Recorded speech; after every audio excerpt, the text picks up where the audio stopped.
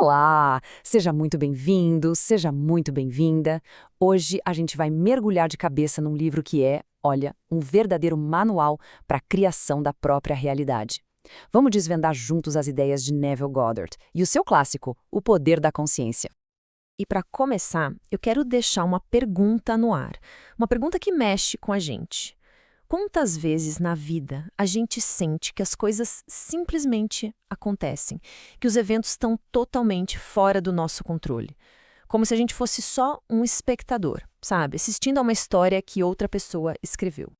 Pois é, a premissa central de Neville Goddard é justamente essa. Ele basicamente nos entrega a caneta para a gente poder reescrever essa história. A missão do livro é ousada, é direta, mostrar que a nossa consciência não só observa a realidade, ela é a realidade. Ok, vamos entender isso melhor. Para Goddard, o mundo que a gente vê, com todas as pessoas, as circunstâncias, os objetos, tudo isso é uma projeção da nossa própria consciência. Nada existe fora dela. É um conceito radical, eu sei, mas que muda completamente o jogo.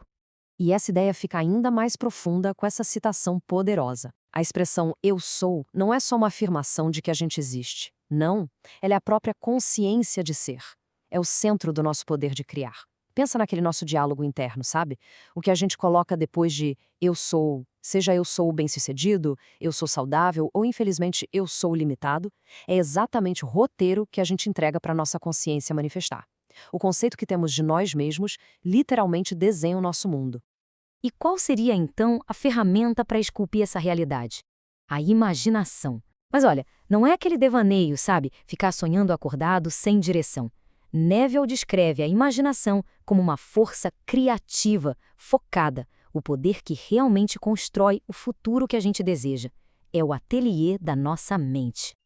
Então, como é que a gente aplica isso na prática? O livro traz um método bem claro em 3 passos. Primeiro, um desejo intenso. Não uma vontade passageira, mas uma paixão que define um objetivo claro. Segundo, um estado de quietude física, quase como se estivesse pegando no sono, onde o mundo lá fora se cala. E o terceiro passo, que é a grande virada de chave, assumir o sentimento do desejo já realizado.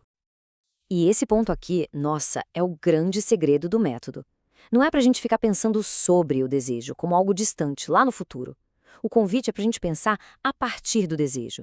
É sentir agora, nesse exato momento, a emoção, a satisfação de já ter aquilo que se quer. É uma mudança total de perspectiva, de eu quero para eu tenho. Tá, mas isso funciona mesmo na prática, na vida real? Vamos dar uma olhada em alguns casos que o próprio livro traz, para mostrar como essa lei foi usada para transformar situações que pareciam impossíveis, tanto na vida pessoal quanto profissional. O primeiro caso é de um soldado. Ele queria desesperadamente uma dispensa honrosa do exército. Ele fez tudo certinho, seguiu o protocolo, mas o pedido dele foi negado. E de forma definitiva. Oficialmente, não tinha mais o que fazer. E o que ele fez? Toda noite, ele aplicou o método. Na imaginação dele, ele não estava mais no quartel. Ele estava em casa, no apartamento dele em Nova York.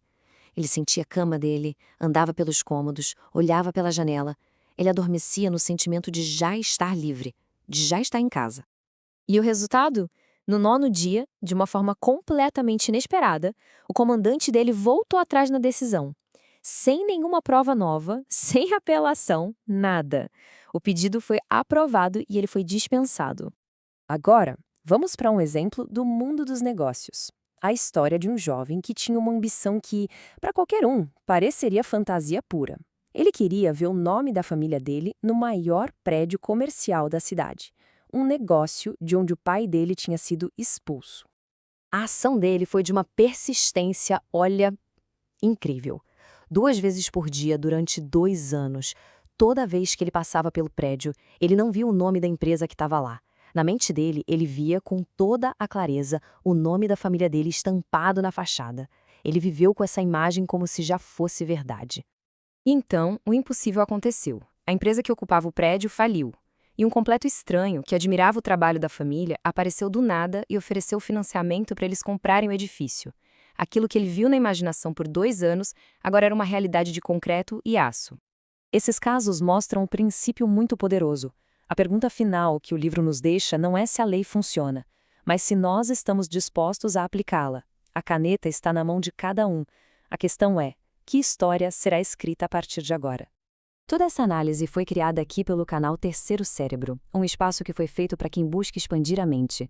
Se essas ideias fizeram sentido, se tocaram de alguma forma, mostre o seu apoio. Deixe uma curtida, comente aqui embaixo qual conceito mais te impactou e compartilhe essa mensagem. E o mais importante, se inscreva no canal para a gente continuar explorando juntos o poder da consciência. A sua inscrição faz toda a diferença para nós. Muito obrigada!